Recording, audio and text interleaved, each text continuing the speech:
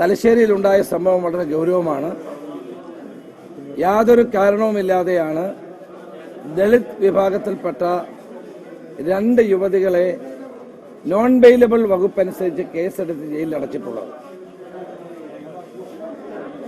ഇവർക്ക് നേരെ നിരന്തരമായ ശകാരവർഷങ്ങളും നിരന്തരമായ ആക്രമണങ്ങളും CPM-ന്റെ ഭാഗത്തുനിന്ന് ഉണ്ടായിക്കൊണ്ടിരുന്നു എന്നെല്ലാവർക്കും അറിയുന്ന കാര്യമാണ്. മുഖ്യമന്ത്രി ഈ കാര്യത്തിൽ നേരിട്ട് ഇടപെടേണ്ട ഒരു കാര്യമാണ്. കാരണം ഒരു രണ്ട് ദളിത് പെൺകുട്ടികൾക്ക് നാട്ടിൽ ജീവിക്കാൻ കഴിയാത്ത അവസ്ഥയുണ്ടാക്കിയത് CPM പ്രവർത്തകന്മാരാണ്. ആ ഒരു സംഭവം അത്യന്തം ഗൗരവം അർഹിക്കുന്ന ഒന്നാണ്. മാത്രവുമല്ല, ഇപ്പോൾ അവരുടെ പേരിൽ നോൺ ബെയിലബിൾ വകുപ്പ് അനുസരിച്ചുകൊണ്ട് കേസെടുത്ത് ജയിലിൽ അടച്ചിരിക്കുന്നു.